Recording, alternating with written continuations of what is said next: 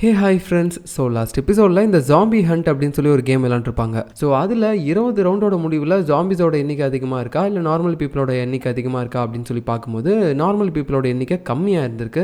அதனால அவங்க எல்லாருமே லேசர் விட்டு கொலை பண்ணியிருப்பாங்க. பட் இருந்தாலும் ஹீரோவும் அவனோட டீம் ஆட்களும் இப்படியே தப்பிச்சிட்டாங்க. ஸோ இதுக்கப்புறம் நடக்க போகிறத நம்ம இந்த எபிசோடில் பார்க்கலாம். ஸ்டார்டிங் சீனில் அடுத்து நம்ம ஹீரோவும் அவங்க கூட இருக்கக்கூடிய அந்த டீம் ஆட்களும் நெக்ஸ்ட் கேம் விளையாடக்கூடிய இடத்த வந்து ஒரு போர்டில் பார்க்குறாங்க. அது இங்கிருந்து கொஞ்சம் தூரம் தள்ளி இருக்குது அப்படின்ற மாதிரி கிலோமீட்டர் முத கொண்டு மென்ஷன் பண்ணியிருக்காங்க. சரி, ஓகே, நம்ம நாளைக்கு காலையில் அங்கே போகலாம், அது வரைக்கும் நம்ம இங்கே கொஞ்ச நேரம் ரெஸ்ட் எடுத்துக்கலாம் அப்படின்னு சொல்லி ஒரு இடத்துல வந்து எல்லாருமே ஒன்றா தூங்க ஆரம்பிக்கிறாங்க. அப்போ அந்த டைமில் அந்த கேங்ஸ்டர் இருக்கான்ல, அவன் பார்த்தீங்கன்னா அந்த சின்ன பையன்கிட்ட வந்து சாரி கேட்க ஆரம்பிக்கிறான். ஏன்னா இந்த கேம், அந்த கார்டு கேம் இருக்குல்ல, அது விளையாடும் போது அந்த கேங்ஸ்டர் பார்த்தீங்கன்னா சின்ன பையனை போட்டு அடிச்சிருந்திருப்பான். ஏன்னா அவன் ஒரு ஜாம்பியாக மாறின விஷயம் அவனுக்கு தெரிஞ்சிருக்கும். ஸோ ஒன்ன மாதிரியே இன்னும் எத்தனை பேர் ஜாம்பியாக இருக்காங்க அப்படின்னு சொல்லிட்டு அவங்க எல்லாருமே கொலை பண்ணுறதுக்காக இந்த கேங்ஸ்டர் ஒரு ஐடியா பண்ணி அவங்ககிட்ட அப்படி கேட்டிருப்பான். பட் இருந்தாலும் அந்த கேமோடைய எண்டில் இந்த கேங்ஸ்டரை அந்த சின்ன பையன் தான் காப்பாற்றிருப்பான் ஜாம்பியாக மாற்றி. அதனால தான் இப்போ அந்த கேங்ஸ்டருக்கு ஒரு மாதிரி கில்ட்டாக ஃபீல் ஆகும் போல், நம்மளை காப்பாற்றினவனை போயிட்டு நம்ம ஸ்டார்டிங்கில் அடிச்சிட்டோமே அப்படின்னு சொல்லிட்டு இப்போ வந்து சாரி கேட்க ஆரம்பிக்கிறான். இதுக்கு உடனே அந்த சின்ன பையனும் சரி விடுங்க அங்கிள், இதெல்லாமே ஒரு கேம் தானே, இதெல்லாம் சகஜம், பெருசாக எடுத்துக்காதீங்க அப்படின்னு சொல்லிட்டு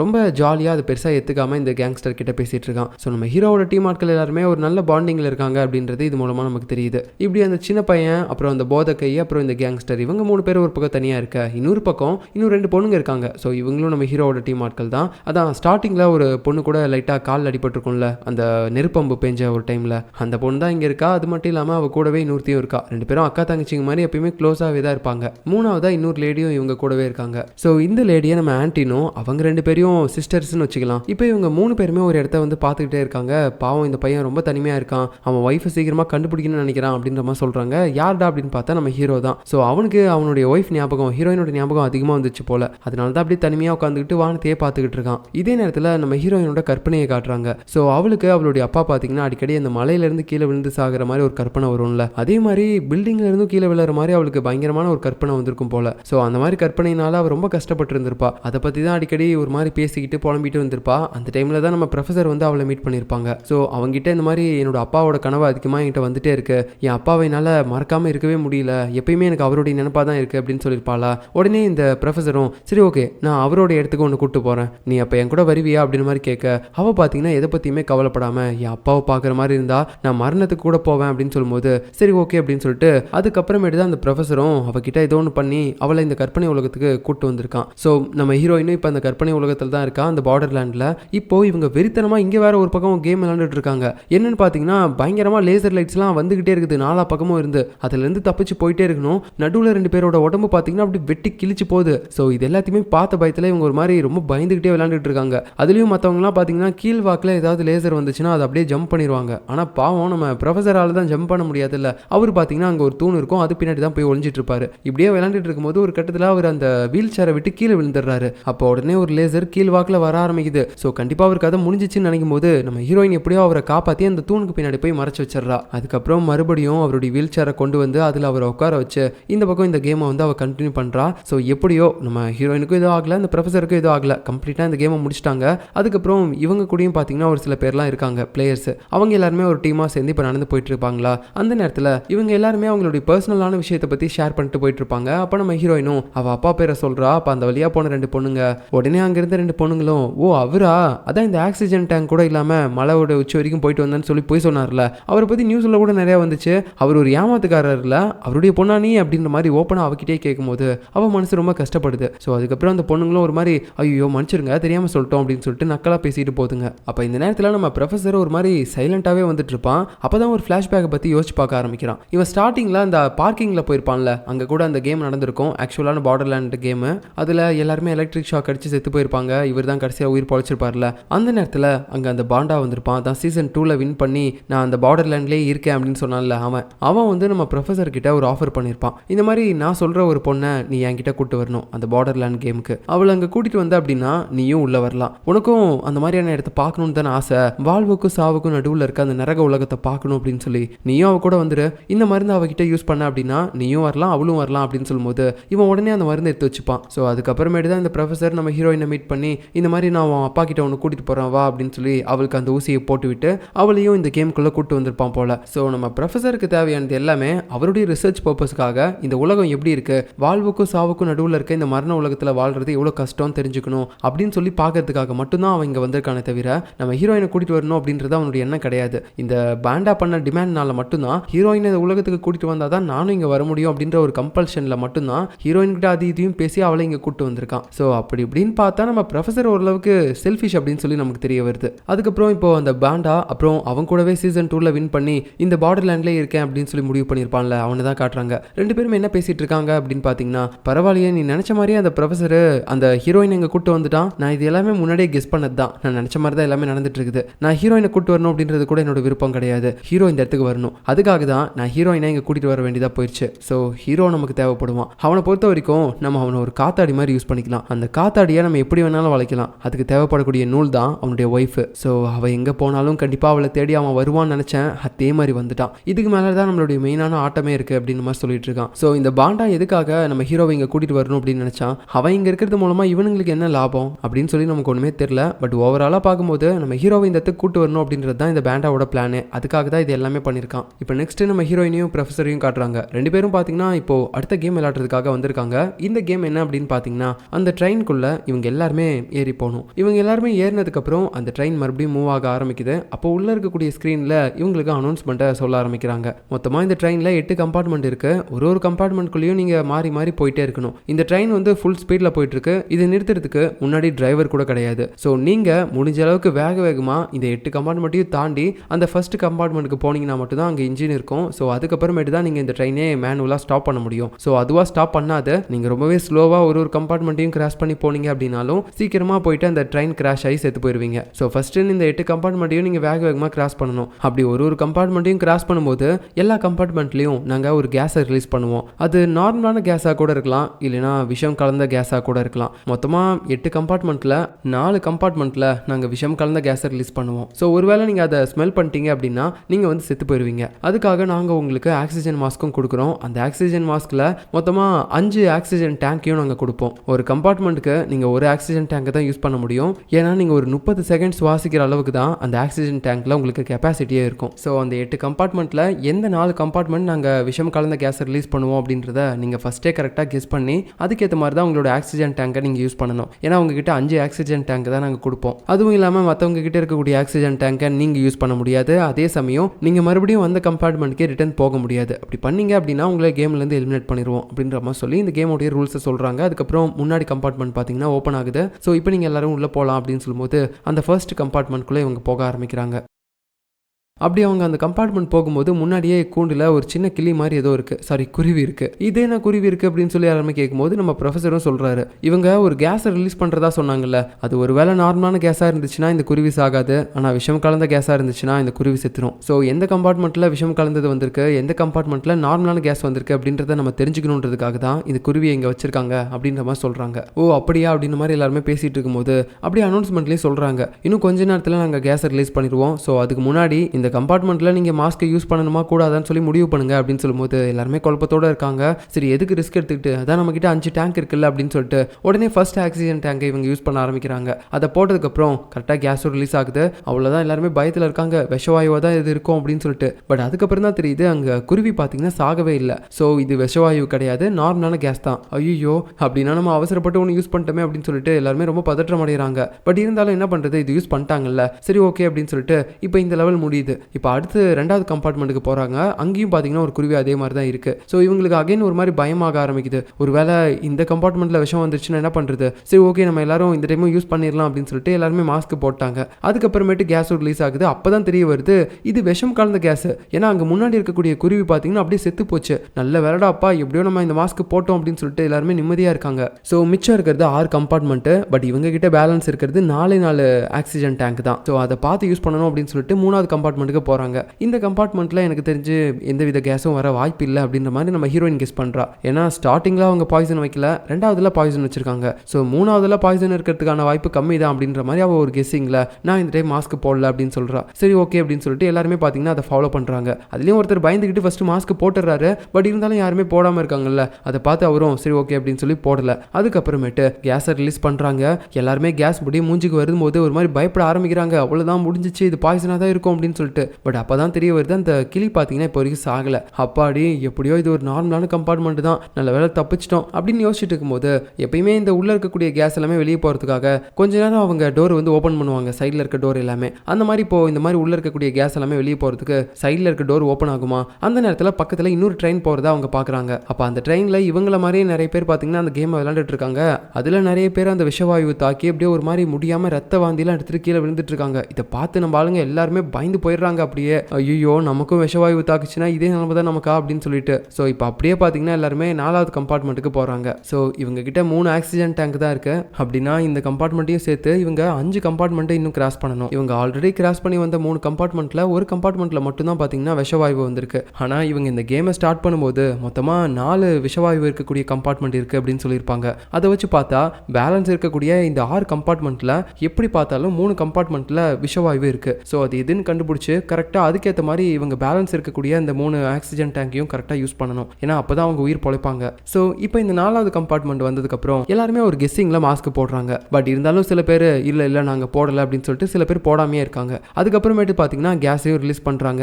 கொஞ்ச நேரத்துக்கு யாருக்குமே எதுவுமே ஆகலை. ஓகே இதுவும் யாருக்கும் ஆகலை, இது வந்து ஒரு நார்மலான கம்பார்ட்மெண்ட் தான் அப்படின்னு நினச்சிக்கிட்டு இருந்தா திடீர்னு அந்த குருவி வேற செத்து கிடக்குது.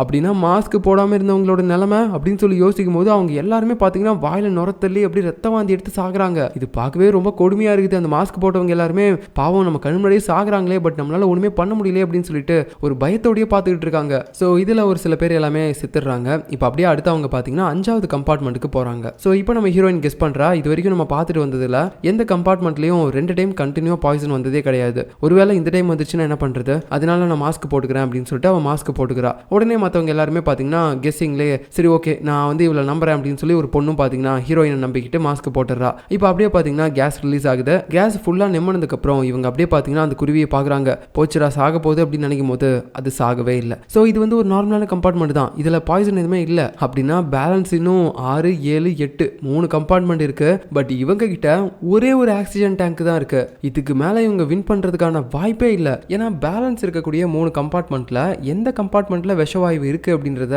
இவங்க கரெக்டாக கெஸ் பண்ணவே முடியாது. ஏன்னா இது வரைக்கும் இவங்க கிராஸ் பண்ணி வந்த கம்பார்ட்மெண்ட்டே பார்த்தீங்கன்னா 5 தான். அதுக்கே அவங்க 4 ஆக்சிஜன் டேங்கை யூஸ் பண்ணிட்டாங்க. அப்படி இருக்கும்போது இன்னும் 3 கம்பார்ட்மெண்ட்டுக்கு இவங்க எப்படி ஒரே ஒரு டேங்கை கரெக்டாக பார்த்து யூஸ் பண்ண முடியும்? ஸோ கண்டிப்பாக நம்ம செத்தோம், எப்படி பார்த்தாலும் செத்துருவோம் அப்படின்னு சொல்லி எல்லாருமே பயத்தில் இருக்கும்போது சடனாக அந்த இடத்துல இதுக்கு முன்னாடி வந்த மாதிரி மறுபடியும் ஒரு ட்ரெயின் போயிட்டு இருக்கிறத இவங்க பார்க்குறாங்க. அது வேற எந்த ட்ரெயினும் கிடையாது, இதுக்கு முன்னாடி நிறைய பேர் விளையாண்டு செத்துருப்பாங்கல்ல, இவங்க கூட பார்த்துருப்பாங்க, அதே ட்ரெயின் தான். ஸோ இதுக்கு முன்னாடி விளையாண்டவங்க கண்டிப்பாக அந்த கம்பார்ட்மெண்ட் எல்லாத்தையுமே யூஸ் பண்ணியிருப்பாங்க. அப்படின்னா நம்ம இப்போ அந்த கம்பார்ட்மெண்ட் போயிட்டோம் அப்படின்னா தப்பிச்சிடலாம். டேரெக்டாக நம்ம 8வது கம்பார்ட்மெண்ட்டுக்கே போயிடலாம். அங்கே போயிட்டு இன்ஜின் ஆஃப் பண்ணிட்டோம் அப்படின்னா நம்ம ட்ரெயினை ஸ்டாப் பண்ணி தப்பிச்சிடலாம் அப்படின்ற மாதிரி எல்லாருமே பிளான் பண்ணுறாங்க. பட் இதுக்கு பார்த்தீங்கன்னா யாருமே சில பேர் ஒத்துக்க மாட்டாங்க. இல்லை ஜம்ப் பண்ணி போகிறதுலாம் முடியாத காரியம் அப்படின்னு சொல்லி பயத்தில் இருக்காங்க. ஆனால் நம்ம ஹீரோயின் இதெல்லாம் ஆகாது, நான் ஃபஸ்ட்டு ஜம்ப் பண்ணுறேன் அப்படின்னு சொல்லிட்டு அவள் பார்த்தீங்கன்னா ஜம்ப் பண்ணி அந்த 8வது கம்பார்ட்மெண்ட்டுக்கு போயிடுறா, இன்னொரு ட்ரெயினில் இருக்கக்கூடிய 8வது கம்பார்ட்மெண்ட்டுக்கு. ஸோ இவ இப்படி ஜம்ப் பண்ணி போனதுக்கப்புறம் நிறைய பேருக்கு தைரியம் வர ஆரம்பிக்குது. எல்லாருமே ஒருத்தராக ஜம்ப் பண்ணி அந்த கம்பார்ட்மெண்ட்டுக்கு போயிட்டே இருக்காங்க. அப்போ நடுவில் 2 பேர் ஜம்ப் பண்ணுவாங்க பாருங்க, அங்கே முன்னாடி தூண் வேற ஒன்று போவோம், அதில் அடிச்சு அப்படியே செத்து போயிடுறாங்க.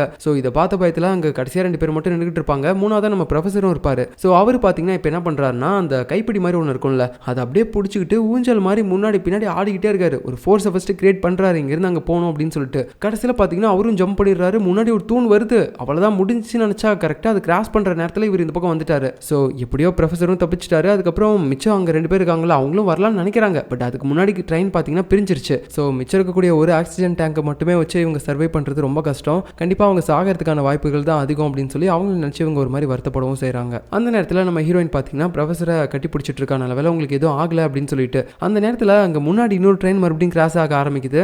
அதுலேயும் பார்த்தீங்கன்னா சில பிளேயர்ஸ் எல்லாருமே அந்த கேம் தான் விளையாண்டுட்டு இருக்காங்க. அப்போது அந்த மாஸ்க் போட்டுட்டு இருக்க ஒருத்தன் அவனுடைய மாஸ்க்கு கழட்டும் போது நம்ம ஹீரோயின் அவனை பார்த்து பயங்கரமாக ஷாக் ஆயிடுறா. ஏன்னா அது நம்ம ஹீரோ. டே என்னை தேடி நீ இங்கே வந்துட்டியா அப்படின்னு சொல்லிட்டு ஹீரோயின் ஷாக்கிங்ல டே இந்த பக்கம் வாடா, இந்த ட்ரெயினுக்கு வா அப்படின்னு சொல்லிட்டு கையை ஒரு மாதிரி நீட்டிகிட்டே இருக்கா. நம்ம ஹீரோவும் பார்த்து அதிர்ச்சியில் அப்படியே ஓடி வந்து கை பிடிக்க ட்ரை பண்ணுறான். பட் அந்த நேரத்தில் அங்கே நடுவில் ஒரு தூண் வேற வர மாதிரி இருக்கு. உடனே ப்ரொஃபஸர் நம்ம ஹீரோயினை பிடிச்சி இந்த பக்கம் இழுத்துறான். அதுக்கப்புறம் 2 ட்ரெயினுமே பிரிஞ்சிருச்சு. இந்த பக்கம் நம்ம ஹீரோவோட டீம் ஆட்கள் சில பேர்லாம் இருந்திருப்பாங்கல்ல, அந்த கேங்ஸ்டரு, சின்ன பையன், அப்புறம் அந்த போதகையை, அப்புறம் அந்த 2 சிஸ்டர்ஸ், ஒரு ஆன்ட்டி, இவங்களாம் இருந்திருப்பாங்கல்ல. இவங்க எல்லாரும் எப்படியோ பார்த்தீங்கன்னா அந்த 5 பாய்சன் இருக்கக்கூடிய இதெல்லாம் கரெக்டாக கண்டுபிடிச்சு அதுக்கேற்ற மாதிரி அவங்களுடைய ஆக்சிஜன் மாஸ்க்கை சரியாக யூஸ் பண்ணி கிராஸ் பண்ணி வந்துட்டாங்க. இப்போ இவங்க 8வது கம்பார்ட்மெண்ட்டில் இருக்கிறதுனால அங்கே வந்து அந்த ட்ரெயினை நிறுத்துறதுக்காக இவங்க ட்ரை பண்ணுறாங்க. பட் எப்படி நிறுத்துறதுனே அவங்களுக்கு தெரியல. நம்ம ஹீரோவும் பார்த்தீங்கன்னா எதடா பிடிச்சி இழுக்கிறது அப்படின்னு சொல்லிட்டு அங்கே ஒரு கியர் மாதிரி ஒன்று இருக்கும். அதை பிடிச்சி பின்னாடி இழுக்கும்போது வண்டி இன்னும் தான் ஃபாஸ்ட்டாக போகுது. டே எதரா பிடிச்சி இழுத்த, சீக்கிரமாக ஏதாவது ஒன்று பண்ணி நிறுத்துறா அப்படின்னு சொல்லும்போது, அப்படின்னா நான் முன்னாடி தள்ளுறேன் அப்படின்னு சொல்லி நம்ம ஹீரோ பார்த்தீங்கன்னா முன்னாடி தள்ளுறான். அப்புறம் தான் ட்ரெயின் பிரேக் பிடிக்குது. But it's too late. ஏன்னா இவங்க கிட்டத்தட்ட இடிக்கிற இடத்துக்கே வந்துட்டாங்க. நம்ம ஹீரோவும் அதை பார்த்துட்டு டே கண்டிப்பாக நம்ம இடிக்க போகிறோம், எல்லாருமே கீழே குனிங்கடா அப்படின்னு சொல்லிட்டு இருக்கும்போது வண்டி போய் அதில் இடிக்குது. அதுக்கப்புறம் என்ன அப்படியே உள்ள எல்லாருமே அந்த பக்கம் இந்த பக்கம் அல்லாடிட்டு இருக்காங்க. இப்போ அப்படியே கட் பண்ணி கொஞ்ச நேரம் கழிச்சு நம்ம ஆளுங்க எல்லாருமே காட்டுறாங்க. முடிஞ்ச அளவுக்கு எல்லாருமே பார்த்தீங்கன்னா கொஞ்சம் நஞ்ச அடியோட அந்த இடத்த விட்டு தப்பிச்சு வந்துட்டு இருக்காங்க. பட் நம்ம ஹீரோவுக்கு வயிற்றுல கொஞ்சம் பயங்கரமாக அடிபட்டுருச்சு. அவனால் சுத்தமாக நடக்கவே முடியல, மயக்க நிலமையில இருக்கான். அப்படியே அவனை தூக்கிக்கிட்டு இவங்க எல்லாருமே வந்துட்டு இருப்பாங்க. யாருக்கும் உயிர் சேதம்லாம் ஆக கிடையாது. பட் நம்ம ஹீரோ மட்டும் இப்போ வரைக்கும் மயக்கத்தில் இருக்கிறத பார்த்து பக்கத்தில் இருக்கக்கூடிய ஒரு சில மெடிக்கல் ஷாப்பாக கண்டுபிடிச்சு அந்த சிஸ்டர் இருக்காங்கல்ல, அதில் இருக்கக்கூடிய அந்த தங்கச்சி சில பொருளெல்லாம் எடுத்துகிட்டு வந்து கொடுக்குறா. இந்தாங்க இதில் ஸ்டிச்சஸ் பண்ண தேவையான பொருள் எல்லாமே இருக்குது, நீங்கள் எப்படியாவது அவருக்கு ஸ்டிச்சஸ் போடுங்க அப்படின்னு சொல்லி அந்த போதகை கிட்ட சொல்லும்போது அவர் வந்து பயப்பட ஆரம்பிக்கிறாரு. ஏய் என்னடா காமெடி பண்றீங்களா, நான் இப்படா இதெல்லாம் பண்ண முடியும், நான் என்ன டாக்டரா அப்படின்னு சொல்லும்போது உடனே ஸ்டார்டிங்ல அந்த பொண்ணு காலில் வில்லு குத்திருக்கோம்ல, அந்த பொண்ணு அவ காலை காட்டி கண்டிப்பா உங்களால பண்ண முடியும், ஏன்னா நீங்க தானே இதோட ரத்த போக்கெல்லாம் நிறுத்துனீங்க, இப்போ பாருங்க நான் நல்லா நடக்கல அப்படின்னு சொல்லும்போது, ஏய் அது ரத்த போக்க நிறுத்தது சும்மா நான் ஒரு துணியை எடுத்து கட்டி விட்டேன், இப்போ நீங்க வந்து என்ன தையல்லாம் போட சொல்றீங்க, நான் இப்படி பண்ணுவேன் அப்படின்னு சொல்லும்போது உங்களால முடியும் தயவு செஞ்சு போடுங்க, இப்போ உங்களை விட்டா வேற யாருமே எங்களுக்கு கிடையாது அப்படின்னு சொல்லும்போது அவரும் பதற்றப்படுறாரு. அதுக்கப்புறம் ஒரு டெட்டால் கொண்டு வந்திருப்பாங்க, அதையே எடுத்து சரக்கு மாதிரி அவர் அடிச்சிட்டு இருக்காரு. யோ இது சரக்கு இல்லையா அப்படின்னு சொல்லும்போது, அட விடுமா எனக்கு கொஞ்சம் கை நடக்கும் நிற்கும், அதுக்காக தான் இப்போ குடிக்கிறேன் அப்படின்னு சொல்லிட்டு அதை எடுத்து குடிக்கிறாரு. அதுக்கப்புறம் கொஞ்சம் மனசுல தைரியத்தை வர வச்சுக்கிட்டு நம்ம ஹீரோவுக்கு பார்த்தீங்கன்னா அவர் ஸ்டிச்சஸே போட ஆரம்பிக்கிறாரு. இப்போ அப்படியே கட் பண்ண இன்னொரு பக்கம் ஹீரோயினை காட்டுறாங்க. அவங்க டீம் ஆட்களும் இப்படியோ 8வது கம்பார்ட்மெண்ட்டுக்கு போனதுக்கப்புறம் அந்த ட்ரெயினை ஸ்டாப் பண்ணிட்டாங்க போல. இப்போ ஒரு இடத்துல தூங்கிட்டும் இருக்காங்க. அப்போ நம்ம ஹீரோயினே பார்த்தீங்கன்னா அந்த ப்ரொஃபஸர் பார்த்துக்கிட்டே இருக்காரு. என்ன ஆச்சு நீங்கள் தூங்கலையா அப்படின்னு மாதிரி கேட்க, எனக்கு தூக்கம் வரல. ஏன் ப்ரொஃபஸர் என்ன ஆச்சு அப்படின்னு கேட்க, உன்னோட அப்பா அடிக்கடி இறந்து போகிற மாதிரி உனக்கு ஒரு கெட்ட கனவு வந்துட்டே இருக்கும் அப்படின்னு சொல்லுவல்ல, அதே மாதிரி தான் என்னையும் தூங்க விடாமல் ஒரு கெட்ட கனவு வந்துகிட்டே இருக்கு அப்படின்னு அவர் சொல்ல, இப்போ நமக்கு இவரை பற்றின ஒரு சின்ன ஃப்ளாஷ்பேக்கை காட்டுறாங்க. என்னன்னா சில வருஷங்களுக்கு முன்னாடி நம்ம ப்ரொஃபஸர் காலில் அடிபடாமல் நல்லா தான் இருந்திருக்காரு. அவர் வீல் சேர்லலாம் இல்லை. ஒரு நாள் இவர் பாடம் எடுத்து முடிச்சதுக்கப்புறம் அந்த கிளாஸில் இருக்கக்கூடிய ஒரு பொண்ணு மட்டும் பார்த்தீங்கன்னா வந்து கேட்க ஆரம்பிக்கிறா, ப்ரொஃபஸர் நீங்கள் ஒரு ரிசர்ச் பண்ணிட்டு இருக்கீங்கல்ல, செத்ததுக்கப்புறம் உலகம் எப்படி இருக்கும் அப்படின்னு சொல்லிட்டு, அதை வந்து நானும் படித்து பார்த்தேன். அந்த ஆர்டிக்கல் எல்லாமே எனக்கு ரொம்ப பிடிச்சிருந்துச்சு, அந்த விஷயத்தில் எனக்கு ரொம்ப இன்ட்ரெஸ்ட்டாக இருக்குது, நான் இன்னும் அதை பற்றி நிறைய தெரிஞ்சுக்கணும்னு நினைக்கிறேன் அப்படின்னு சொல்லும்போது அந்த ப்ரொஃபஸரும் அவளை பார்த்து, இந்த காலேஜில் நீ ஒருத்தி மட்டும் தாண்டி இந்த விஷயத்தில் வந்து ரொம்ப இன்ட்ரெஸ்டிங்காக என்கிட்ட கேட்டிருக்க, நான் எழுதின ஆர்டிக்கலை பார்த்து அப்படின்னு சொல்லிட்டு கொஞ்சம் கொஞ்சமாக அந்த பொண்ணு கூட அவர் பேச்சு கொடுக்க ஆரம்பிக்கிறாரு. நாளை போக்கில் 2 பேரும் ரொம்ப ஃப்ரெண்ட்ஸ் மாதிரி ஆயிருப்பாங்க. அப்போ ஒரு கட்டத்துக்கு மேலே நம்ம ப்ரொஃபஸரும் பார்த்தீங்கன்னா அவர் கண்டுபிடிச்சிருக்கக்கூடிய ஒரு ஸ்பெஷலான மருந்தை பற்றி அந்த பொண்ணுகிட்ட காட்டுறாரு. இங்கே பார்த்தியா, இந்த மருந்து தான் நான் இது நாள் வரைக்கும் கண்டுபிடிச்சிருக்கேன், இதை நம்ம யூஸ் பண்ணோம் அப்படின்னா வாழ்வுக்கும் சாவுக்கும் நடுவில் இருக்கக்கூடிய அந்த நரக உலகத்துக்கு நம்ம போயிட்டு வரலாம். இறந்ததுக்கு அப்புறமேட்டு தான் எல்லாருமே போவாங்க, பட் நம்ம வாழும் போதே ஒரு செகண்ட் அதை போய் பார்த்துட்டு மறுபடியும் நிஜ உலகத்துக்கு வந்துடலாம் அப்படின்னு சொல்லும்போது, சரி ஓகே எனக்கு அந்த மருந்தை யூஸ் பண்ணணும் போல இருக்குது, தயவு செஞ்சு எனக்கு அதை யூஸ் பண்ணுங்க அப்படின்னு சொல்லும்போது நம்ம ப்ரொஃபஸர் ஸ்டார்டிங்கில் ஒத்துக்கல, இல்லைம்மா இதை வந்து நான் இப்போ தான் கண்டுபிடிச்சிருக்கேன், இதனால என்னென்ன மாதிரியான சைடு எஃபெக்ட்லாம் வரும் அப்படின்றது எனக்கே தெரியாது, அதனால தான் சொல்கிறேன் புரிஞ்சுக்கோ அப்படின்னு சொல்லும்போது, பரவாயில்ல ப்ரொஃபஸர் எனக்கு என்ன ஆனாலும் பரவாயில்ல, நான் ஒரு டைமாவது அந்த உலகத்தை போய் பார்க்கணும் அப்படின்ற மாதிரி அவள் ஆசைப்பட்டு கேட்டிருப்பா. சரி ஓகேம்மா அப்படின்னு சொல்லிட்டு அவளை ஒரு நாள் பார்த்தீங்கன்னா ரிசர்ச் பண்ணுற இடத்துக்கு கூட்டு வந்து அவளுடைய கையில் அந்த மருந்தை இன்ஜெக்ட் பண்ணியிருப்பாரு. ஒரு 1 இல்லைனா 2 நிமிஷம் கழிச்சு அவள் எந்திரிச்சிருவா அப்படின்னு சொல்லி இவரும் வெயிட் பண்ணி பார்க்குறாரு. பட் அந்த பொண்ணு எந்திரிக்கவே இல்லை. அப்போதான் அவருக்கு தெரிய வருது இந்த பொண்ணு செத்தே போயிட்டா அப்படின்ட்டு. ஸோ இதனால இவர் ரொம்பவே ஷாக் ஆயிடுறாரு. பதற்றத்தில் என்ன பண்ணுறதுனே அவருக்கு தெரியல. ஸோ அதுக்கப்புறம் பார்த்தீங்கன்னா இந்த கேஸ் நடக்க ஆரம்பிச்சிருக்கு. இந்த பொண்ணு இறந்து போனதுக்கு காரணம் இவர் தான் அப்படின்ற மாதிரி ஒரு பக்கம் பேசினாலும் அதை கரெக்டாக நிரூபிக்கிற மாதிரி எந்தவித எவிடன்ஸும் கிடையாது அப்படின்னு சொல்லி இவர் மேலே இந்த கேஸ் எல்லாம் எடுத்துட்டாங்க. பட் இருந்தாலும் இவருக்கு ரொம்ப குற்ற உணர்ச்சியாக இருக்கு, நம்மளால ஒரு பொண்ணு இறந்து போயிட்டாலே அப்படின்னு சொல்லிட்டு ஒரு நாள் கோவத்தோட காரில் வேகமாக போயிருந்திருக்காரு. அந்த டைமில் தான் அவருக்கு காலில் அடிபட்டு இருந்திருக்கு, நடக்க முடியாமையும் போயிருந்திருக்கு. பட் என்னதான் இருந்தாலும் அவரால் அந்த பொண்ணு இறந்து போன சோகத்தை மட்டும் மறக்கவே முடியல. அதனால அவர் அந்த விஷயத்தை பார்த்தீங்கன்னா அதுக்கு மேலே ரிசர்ச் பண்ணாமல் அப்படியே ஸ்டாப் பண்ணியிருந்திருப்பாரு. பட் இருந்தாலும் அந்த விண்கல் வந்து பூமியில் விழுந்ததுக்கப்புறம் ஒரு சில பேர் அந்த கேமுக்குள்ளெல்லாம் போயிட்டு வந்திருப்பாங்கல்ல, பார்டர் லேண்ட் கேமுக்கு. ஸோ அந்த விஷயம் எல்லாமே இப்போ அவருக்கு தெரிய வர ஆரம்பிக்கும் போது மறுபடியும் இந்த விஷயத்தில் வந்து இன்ட்ரெஸ்ட் எடுத்து இந்த மாதிரி நரகத்துக்கும் சொர்க்கத்துக்கும் நடுவில் இருக்கக்கூடிய அந்த உலகத்தை நிறைய பேர் பார்த்துட்டு வந்திருக்காங்க அந்த விண்கல் விழும்போது அப்படின்னு சொல்லி தான் இதை வந்து ரிசர்ச் பண்ண ஆரம்பிச்சிருந்திருக்காரு. அந்த ஆர்வம் தான் இப்போ இவரை இங்கே கொண்டு வந்து நிறுத்திருக்கு. ஸோ இந்த விஷயம் எல்லாத்தையுமே பார்த்தீங்கன்னா இப்போ நம்ம ஹீரோயின்ட்ட அப்படியே சொல்லிட்டு இருக்கும்போது அவ்வளோ ஒரு மாதிரி சோகமாக பார்த்துட்டு இருக்காது எல்லாத்தையுமே. நெக்ஸ்ட் சீனில் நம்ம ஹீரோ இருக்கான்ல, அவனுக்கு தையெல்லாம் போட்டு முடிச்சதுக்கப்புறம் காலையில் அவன் கண் முழிச்சு பார்க்குறான். எல்லாருமே அவன் டீம்மேட் எல்லாருமே பார்த்தீங்கன்னா ரொம்ப ஷாக்கிங்கோட வந்து பார்க்குறாங்க. ஸோ இந்த டீமில் வந்து ரேவும் இருப்பா, நம்ம அந்த ப்ளூ கலர் மண்டையை பார்த்துருப்போம்ல அவள். நெக்ஸ்ட் கேம் இன்னும் கொஞ்சம் நேரத்தில் ஸ்டார்ட் ஆக போகுது அப்படின்னு தெரிஞ்சதுக்கப்புறம் ஹீரோ பார்த்தீங்கன்னா உடனே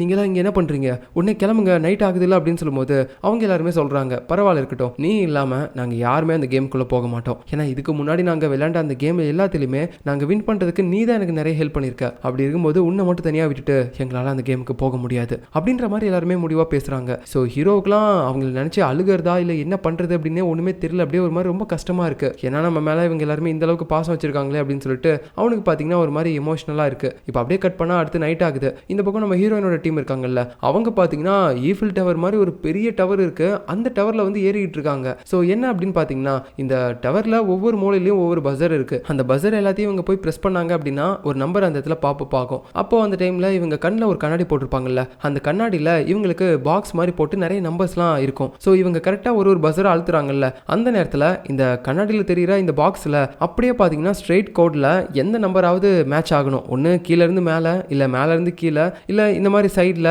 ஸோ இந்த மாதிரி கோடு மாதிரி ஒரு நம்பர் மேட்ச் ஆகணும். அதாவது இந்த பிங்கோ அப்படின்னு சொல்லுவாங்கல்ல, பாக்ஸ் மாதிரி போட்டு ஒரே மாதிரி இருக்கக்கூடிய நம்பர்ஸ் எல்லாத்தையும் அடிச்சு விடுவாங்க. ஸோ அந்த மாதிரி இருக்கிறது வந்து இவங்க மேட்ச் பண்ணணும். அதாவது ஒரே மாதிரி நம்பர்ஸ் கிடையாது, பட் இந்த பாக்ஸில் நிறைய நம்பர்ஸ் அப்படியே வரிசையாக இருக்குல்ல, அது எல்லாமே ஈவனாக மேட்ச் ஆகணும் ஸ்ட்ரெயிட் கோடாக. இவங்க அதுக்கேற்ற மாதிரி அந்த பஸர் வந்து இந்த ஈஃபில் டவரில் ஒரு இடமா போயிட்டு அழுத்தணும். அது ரொம்பவே கஷ்டம் தான், பட் இருந்தாலும் என்ன பண்ணுறது, இவங்க ப்ளே பண்ணி தானே ஆகணும். இந்த மாதிரி இவங்க ஸ்ட்ரெயிட் கோடு வர மாதிரி நம்பர்ஸ் எல்லாத்தையும் அழுத்தினா கூட கடைசியாக இந்த ஈஃபில் டவரோட உச்சியில் பார்த்தீங்கன்னா இன்னொரு பஸர் இருக்குது. அதையும் அவங்க அழுத்தணும். அது அழுத்தினா மட்டும்தான் அவங்க உயிர் பொழைக்க முடியும். இது எல்லாமே குறிப்பிட்ட டைமுக்குள்ள அவங்க பண்ணி முடிக்கணும். ஸோ இப்படி எல்லாருமே கஷ்டப்பட்டு இருக்கும்போது நம்ம ப்ரொஃபஸர் இருக்கார்ல, அவர் எப்படிடா ஏறுவார் அப்படின்னு சொல்லி உங்களுக்கு ஒரு டவுட் இருக்கலாம். ஆக்சுவலாக அவர் பார்த்தீங்கன்னா காலுக்கு இரும்பு வளையம் மாதிரி ஒன்று போட்டிருக்காரு. ஸோ அது மூலமாக அவர் கொஞ்சம் ஈஸியாக பேலன்ஸ் பண்ணி போகலாம். ஸோ இதுக்கப்புறம் நடக்க போகிறத நம்ம அடுத்த எபிசோடில் பார்க்கலாம். பாய்.